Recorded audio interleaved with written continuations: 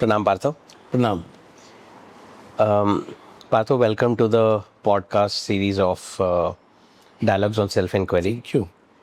Partho, what I want to discuss today is a classic conflict that many sadhaks or people who are trying to pursue spiritual journey face when they are trying to balance out their outwardly life and their inner life or inner journey. The worldly life and the spiritual. Worldly life and the spiritual life. Such, yeah. Yeah. Now, what happens is that worldly life is very engaging. We are very conditioned to be in that, to play that game, so to say. And it's very engaging. It's very hard to get away from. And once we understand, realize, experience, or at least start understanding, believing in the inner potential, it needs so much energy, so many things need to be undone from the worldly life to focus on the inner life, to even begin, to even explore and progress there. It needs a lot of energy, a lot of focus. But the balancing act is very hard because if you are, let's say, most of us, and that's what we say also, that we need to be in the karam kshetra, we need to keep doing some work that we are meant to do. But when we are doing that work, let's say, I'll try to elaborate this a little. Let's say I'm doing a job in a private company, which is very demanding. 10 to 12 hours I have to be running around doing things.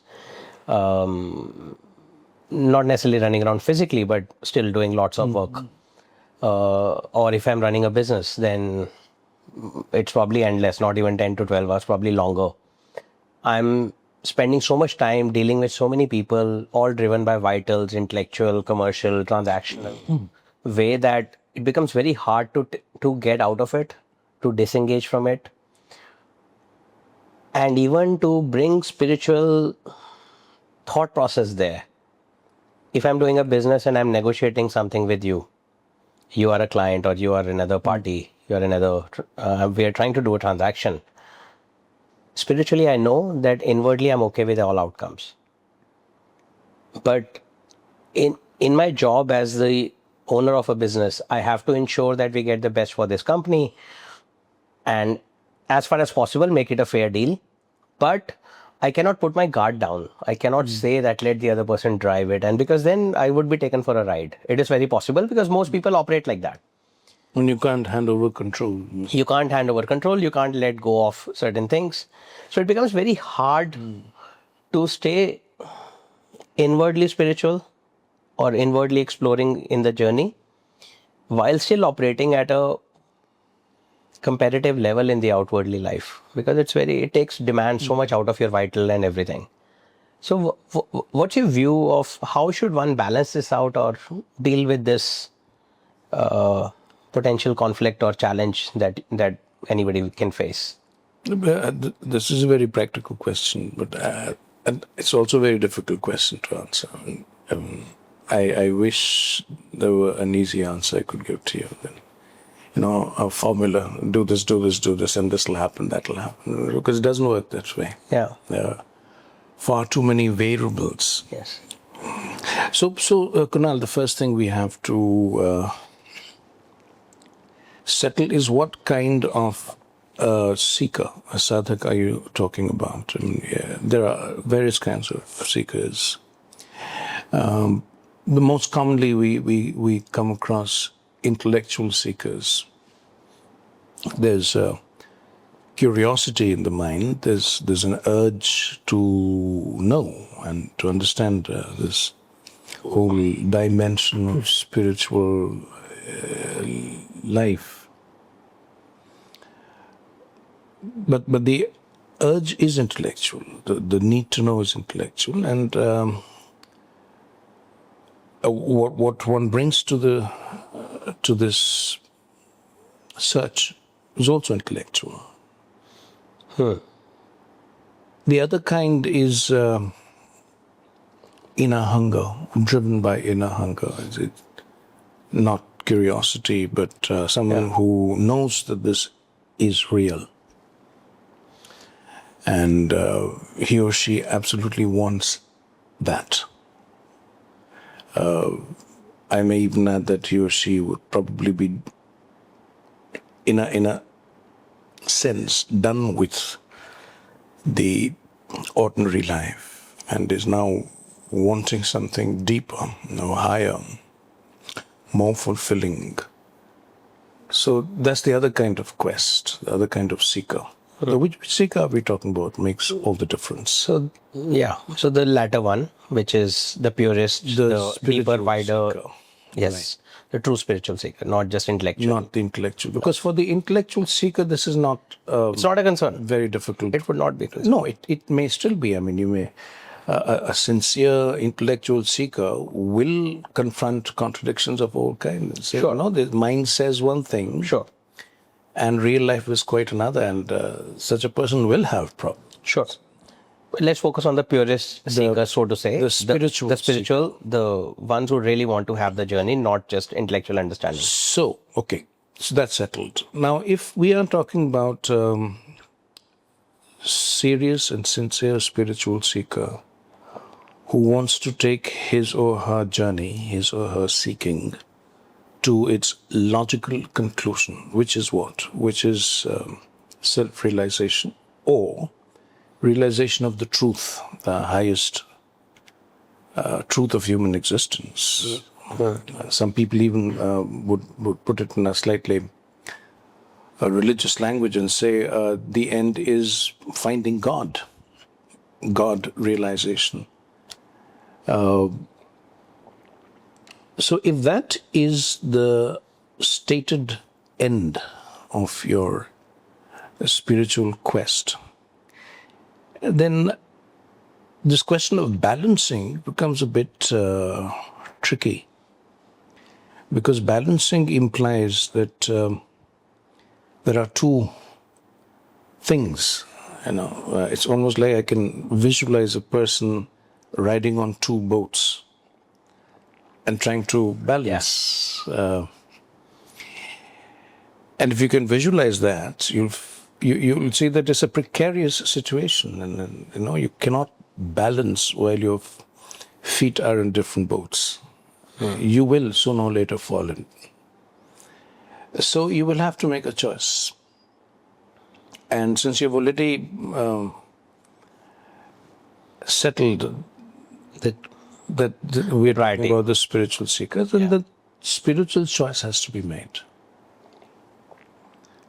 Then the seeker has to be absolutely certain that her or his life is all about this inner search and nothing else matters. Think about that too. If something else does matter, then this is not going to happen. A spiritual seeking for whatever you want to, whatever name you want to give to that objective, spiritual seeking for God, for truth, for the self, the Atma, for liberation, moksha, whatever name you want to give it. It demands 24/7 dedication, devotion. 24/7/365. There are no breaks. You can't say that, I'm going to do the seeking for 3 to 4 hours a day and the rest of the day I'm going to live normally. It doesn't work that way. You have to be in it, up to your neck, immersed in it, and be ready to drown in it. Immerse yourself in it. In fact, without immersing yourself in this, no one to date has come to any kind of a self-realization or God realization. It's not happened. No exceptions. And when I say no exceptions, I'm talking about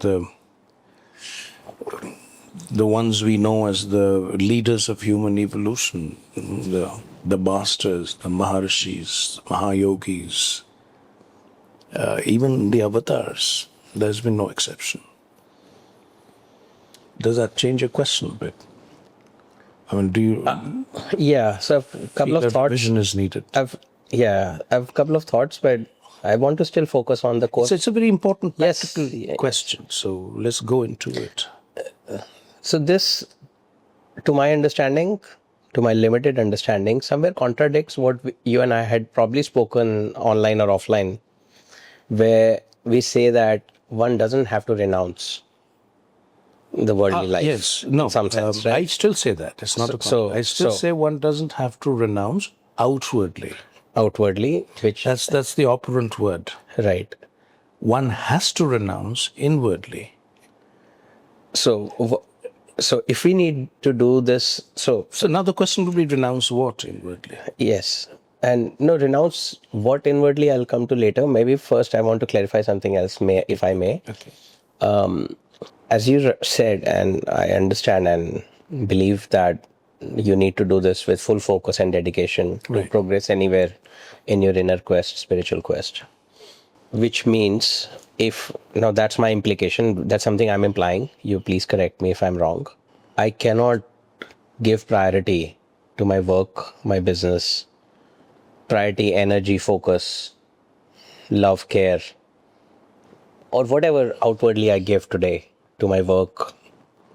Possibly I'm maybe, if not exaggerating, to the family or whatever draws anything out of me. If I give anything out, means I'm taking it away from the love for the divine or the focus on the divine or the focus on the inner self. Does it not, kindly help me understand, does it not bring me to the point where I cannot have the outwardly life the way I do today? Yeah. So again, very important question, and we need to go deeper into this. Fortunately, it's not an either or. If it were, if it were such a clear-cut choice, either this or that, then I think it would reduce the number of serious spiritual seekers to a minuscule.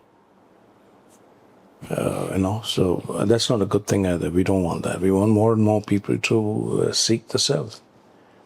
So we need to make a paradigm shift, which is why I was talking about the inner renunciation. We need to understand that. Sure. So one has to renounce. There is no question about that. But renounce what? You may renounce as many have done, you may renounce your family, business, work, go and sit in an ashram in the Himalayas, in the forests, and still be as immersed in the world as ever because you're carrying it all in your head.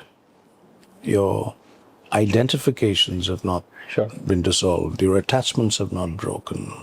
So the outer renunciation really makes no sense. It's the inner renunciation of, let's be clear about what are you renouncing inwardly. The first thing that you have to renounce inwardly is the hold of the ego, ahankar, this need to be in control all the time, in all situations. That has to go. There has to be a deep understanding that you cannot control anything at all in this universe, in this life. You cannot control the next moment. What is going to happen to you the next moment? You have no idea. You cannot control what's going to happen to your body or mind. No one can. Of course. So this need to control situations, the need to control people, need to control outcomes, all this has to go. Which is again the renunciation of the ego, ahankar. Possessiveness.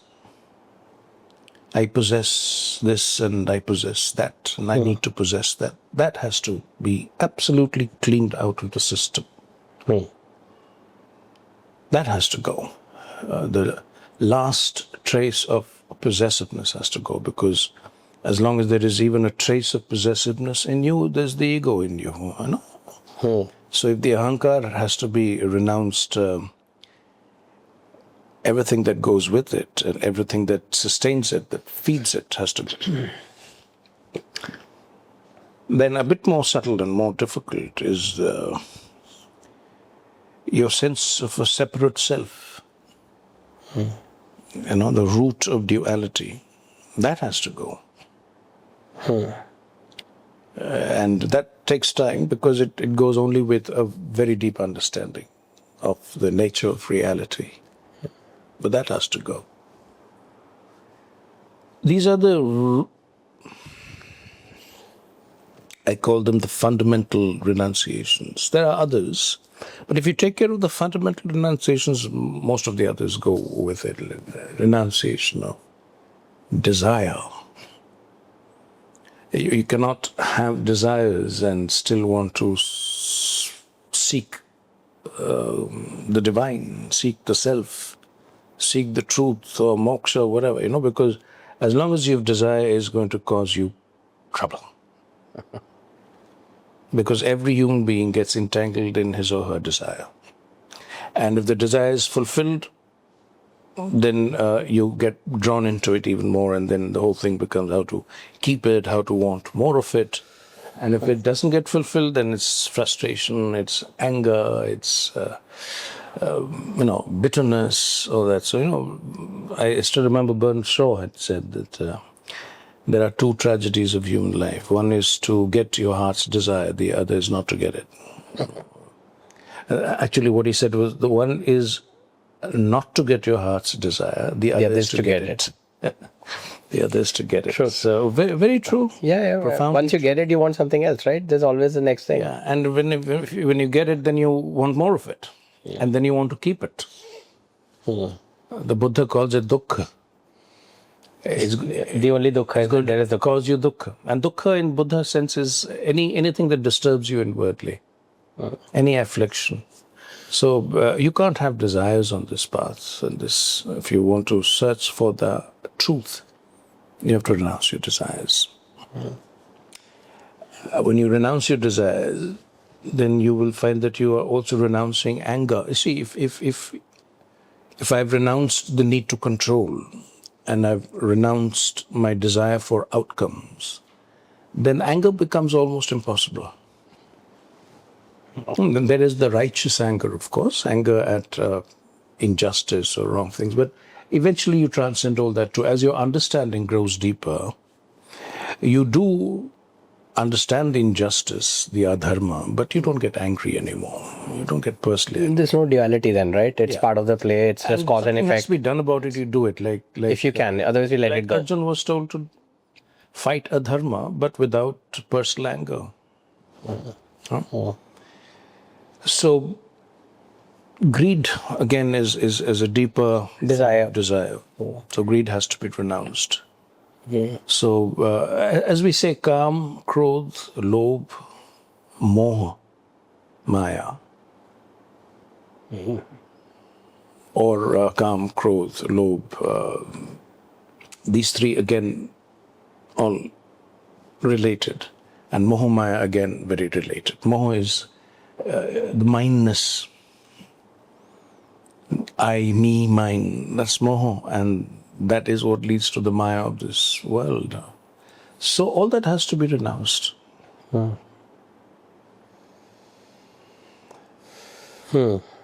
the fundamental renunciations that I spoke of, that has to be understood.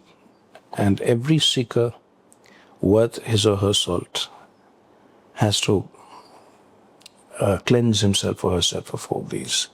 Then you are inwardly prepared to progress or proceed on this path to self-realization, to truth realization.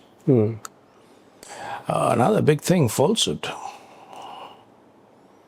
Falsehood has to be clearly renounced. All kinds of falsehood. There are so many layers of falsehood. There's so many forms and kinds. Please give examples if you can. Insincerity is falsehood. So I tell you that I'm going to do this for you, and then I go out and I forget it. Or I choose not to do it. You can't do that. Yeah. It's not that I'm going to be sincere to my search, but I can be insincere to people. No. It doesn't work that way. You have to be completely, integrally sincere. Insincerity is falsehood. any kind of deception is falsehood. You cannot deceive anyone. You cannot lie to anyone. You know, Satyam vada dharmam chara of our Maharishis. Speak the truth and live the dharmic way. And they gave a huge importance to speaking truth, because if you speak truth, you have to be sincere. One follows from the other. Yeah. So, in sincerity, any kind of deception, lying, promising what you cannot deliver, that's part of insincerity, lying. Saying things that you do not mean, flattering people for your own good, insincerity, falsehood. Well said. Well said. There's so many. Vanity is a kind of falsehood. Pretending, pretentious, showing off. Pretension, any kind of pretension, any kind of role play or pretension is inauthenticity, which is false. On this path, anyone who wants to seek the truth, at least a little bit of truth has to be lived long before you find the truth. So all pretensions must cease. You have to be completely transparent to the world. That's something very difficult for most people. Yeah, we carry so many masks. Since childhood, we have been told not to be Conditioned transparent. to, And don't say what you feel. don't offend anyone. Don't reveal what you want.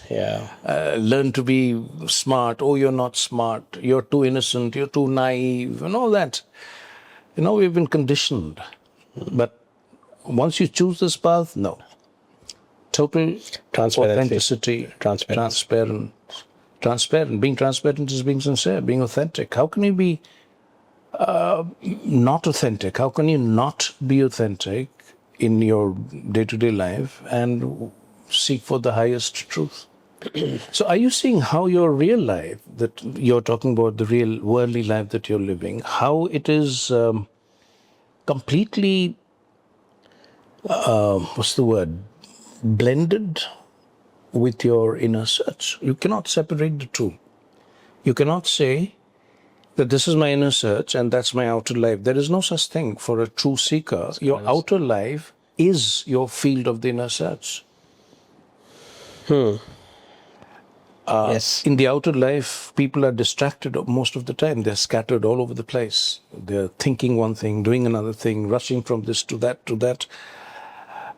Now, the first condition required in your inner life, in the search for truth, is unwavering attentiveness. Without that, you cannot take even the first step towards truth. Being in the moment. Be there. Not just being in the moment, but unwavering. Your mind, your consciousness has to become unwavering. As we say in Vedanta, like the unflickering flame of a candle in windless air. Unwavering. And where can you practice this? In real life, in worldly life. Where else will you practice it? Where will you know, in which field of life, in which domain of your life will you know that you have worked out your greed, your anger, your desires? In worldly life. And you can't sit on the mountain and say, I have worked this out. I have this famous story of a person who is very fond of meat. So he went and sat in the mountains for many months and he said, I have conquered my desire for meat. So he came back to the village. It got very cold. So he came back to the village downstairs and smelled someone cooking meat, and the entire thing collapsed. No. So you see, the real conquest has to be done while someone's cooking meat and you're sitting there and nothing moves in you. I'm just giving an example. So when you do all this, then your paradigm shifts. You're no longer thinking in terms of my outer life and my inner life. That duality is gone. It's one single life. Now, when that happens, a lot of things happen after that. Then your question, Kunal, is how to balance the worldly life, business. You talked about business, work with your inner search. There is no easier way than the way of the Gita. Yeah. Yeah. Because every answer is there in the Gita when it comes to your question. Yeah. The Gita is the handbook for living an inner life in the outer world, where the inner and the outer, the division cease. So you asked a very important question. Does it mean that I cannot love the work that I'm doing or the business that I'm doing? Of course you can, but this love is not for the outcome. It's no longer for the fruits that you're going to reap. It's no longer for the profit that you're going to make. Now your business, it's your job or your business, whatever it is, now becomes your offering to the truth that you seek. Your family life, you don't leave your family and go away. Because the problem is not in the family. The problem is in your attachment with the family. So that attachment goes. So you take care of your family. In fact, you take care of your family more compassionately, more attentively than before, because now inwardly you're free. And you take full care of your family, not because it is your family, but because this is the sacred task given to you by that higher truth which you seek. So you start seeing life, you start regarding life in terms of the highest truth that you're seeking within. Everything then becomes redefined by what you're seeking within. So I would say it's a very important question you've asked, and I know many seekers who are completely confused about this, and I'm glad you asked this question. No, thanks. I think this clarifies, and frankly, this came from one of our fellow friends, seeker, only this morning. So I felt it was worth discussing. But yeah, this puts it in perspective, because we lose the perspective over time. Yes. I mean, we start with it, then we get busy, and then we somehow start living in the duality again, so to say. And I think in terms of, I was trying to think through while you were speaking, which is the wrong thing to do. Maybe I was not fully attentive, I should have been. But I was just trying to think that, what does it mean for then the examples I gave? So as an example, if I'm doing... So we can go back to We can go back to that, yes. So I was just playing those in my head, or thinking through that we'll cover those. So as an example, if I'm trying to do a business deal with you, I'm the owner of the business or an employee in a corporate. Now, my takeaway from what you've said, and Gita and many other things that we've discussed, I should be transparent and honest with you. Yes. Even if you're not. Yes. I have to be. And you have to proceed on the assumption nobody else is going to be honest with you. It doesn't matter. No assumption. I don't need it. I need to be myself. You need to. You be what you are, Precisely. right? I myself, I'm transparent. I am doing this. This is my cost. This is my profit. This is how I want to do it. Yes. And So for you, it doesn't even matter if the other person is honest. if you want it, great. If you want it, great. If you don't want it, great. You want to negotiate, this is the lowest I will go.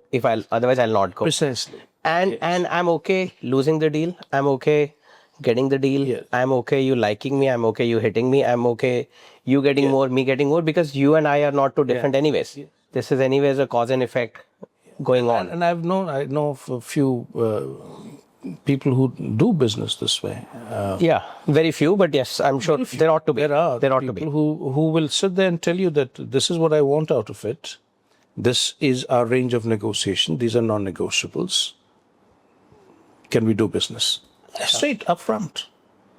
And when you're that upfront, with the other person cannot be anything else. You know, contrary to what some people might think, hearing this conversation, I've been, for maybe some other reasons, not necessarily for spiritual seeking reasons, I've been trying to live this over the last few I know that. And I've said no to more people than I've said yes to. And I've just said, look, I don't think you need our product or service or business or anything. Right. What you're doing is right. Please continue. If you need any help, advice, guidance, call me. It's free. Right. I've said no to more people than I've said yes to. And Yes. the feedback... And I know that. And the feedback has been that this is a breath of fresh air, that they get a person who's not trying to sell. Right. who's not trying to do business, who's just saying, we are sitting here, can we collaborate, can we not? If I think I can add value to you, here I am. If you have any other problem, tell me, let's try and solve it. There's no sales. Right. And I've ended up doing more deeper sales because of this, because then people stick with you and you're truly solving problems. And then the best thing about this is that you get the right kind of people to work with. Exactly. Then you don't have to, in the falsehoods, Yes. deal with my falsehood with You yours. don't have to keep second guessing yourself or the others, because then everything is clean and transparent. That's how businesses have to be done. I mean, spirituality or no spirituality, that is how businesses have to be done anyway. That's how people have to live together, any society. We are at present living in a society that's based on falsehoods and distrust. That's why the contracts everywhere And legal cases more than that. Contracts, legal cases, everyone on guard, everyone wary of each other. I personally don't think that's the way to live. That's a very diseased way of living. And I also think that if you are honest and transparent and sincere, or you do things with integrity, you will attract only such people. You will attract such people. And let's say I'm doing this. You may or may not be of that personality or that integrity. You likely get converted, at least with me. Yeah. Because I'm dealing with honesty with you. Yes. You are also like, okay, dealing honestly with this guy, but otherwise I'm what I am. Yes. And how I act reflects my own state of mind. Yes. If I'm honest, haven't you had friends or business partners who have shared this with you, that when I'm with you, I feel that I can be honest without worrying about it? They have, but I mean, people don't necessarily say this out loud, but you see it in their actions. You can sense it. You can see this in their actions. And for me, what you see is what you get, sort of. I mean, it's not about me anyway. So this is where your explanation of giving up the out. And I was thinking of examples, like you said, there's some people who do it. I was thinking of Ashavakra and King Janaka. Right. And Janaka, like when he is running his kingdom. Right. Now, of course, he's not deeply over-attached. He's not attached to it at all. He's not attached to it at all. His engagement is as much as the business, as his kingdom needs. Right. But then he's letting others run it. And as you said, one of the examples we discussed in the Ashtavakra Gita, the kingdom was, some palace was burning down. And he said, look, I can't do anything. Let me finish my dialogue with my guru. Yes. Even if I get anxious, I get panic, I do some wrong decisions, I make some calls, I rush to the palace. What has to happen will happen, right? So if you take that cosmic cause and effect going on, and you are just playing your part honestly. So this is the deeper wisdom that I was talking about. If you live your life with this deeper wisdom, everything falls in place. Everything works itself out. And there's no contradiction at all between the outer life and your inner life. There is no duality. And one other thing I think that follows is, I've somewhat experienced it. You get intuition and calling what you should be doing or not. Yes. So personally, in the last 5 years, I've shut down 3-4 companies, which I just didn't believe in. They were all profitable. They could have grown. They could have shut down anyways. But I just didn't believe in it. So I just decided to shut down. It's given me more peace of mind now just to focus on 1 or 2 things. Yeah. And you get driven towards the right things. You get attracted towards the right things, and they follow. There's no right or wrong anyways, but you get what you need to. As long as you're on the practical plane, vyavharik, there is right and wrong. There is dharma and adharma. Of course. Yeah. Of course. But in the sense that you just connect with it. You just feel that, okay, this vibration is matching. This is what I should do. Yes. Now, if you don't feel it, you say, sorry, I'm not going to do it. That's it. Yeah. Which is being honest, authentic. So I think somewhere again and you can take in family. I also find most family relations between couples, parents and children, again based on assumptions, expectations, attachments, over-attachment, complaints not articulated, grievances not articulated. People carry on with the problems they have, keep it to themselves, to the press. And which is one of the reasons I don't see too many people happy with each other. And it's a sad thing, but I've hardly come across people who are happy, because when you're happy with each other, anyone can feel it, because that's an energy. Being happy with a person, you release an energy. There's an energy that you can feel, and if you're sensitive, you can feel it. So I hardly have come across people where I feel this energy, a living, joyous energy of being together. Why? Because again, falsehood, Yeah. expectations, Desires. regrets, Yeah. all that. Yeah. So when you start living the inner life, what the seeking for the highest truth, then all this goes. I mean, you almost like start from a clean slate. You go, Yeah. redefine the terms of your relation. You start with saying, okay, let me be truthful now, and you be truthful, and that will encourage your partner to be truthful. And once you're truthful with each other and shared everything openly, transparently, good, bad, ugly, everything, then you see how beautiful that relationship becomes, because then it's based on truth, authenticity, sincerity. And if this happens with every relationship, not just with your husband or wife, with your children, with your relatives, with people you work with, everyone, you'll see how society itself changes, this transformation of social life. Yeah. One thought came to me when you were talking about maybe partners or couples, spouses. One thing I've observed is that, or one observation I had with some common people we know. So one of the person was trying to be the seeker, but started with a clean slate, as you said. But then his partner did not convert of sorts, for the lack of a better Often word, happens, yes. right? And then he spent more time trying to convert her first, which is a possibly pitfall. I mean, you are here to convert yourself. You are here to control yourself. You are here to manage yourself. Go inwards. If the person converts, great. If not, either it will still work or you'll fall apart, or whatever is meant to happen will happen. And first you establish yourself on the truth. And exactly, because this is a classic duality, worldly thing to do, that you're trying to change everyone else but you. Right. But the only person you can change is you. Yeah. You're not here to, I mean, if you influence me, I influence you, that's okay. That's secondary. It's not a primary, it's not the core goal, right? But if it happens, great. If it's not, it's okay. But because you gave that example, that pitfall came to mind, that don't try to change the other person. If So also let's keep this in mind, that trying to change anyone else again comes from the control, Ego. need Ego. to control, ego. Yeah. And that's never a happy thing. Neither for the one who's trying to change, nor for the one who's being changed. It's never happy. Yeah. So again, yes, all that needs to go. Sure. I think, Partho, that's a very wonderful talk. Thanks for sharing. And an important question, yes. Thank you. Thanks for this. We'll see you again. Thank you.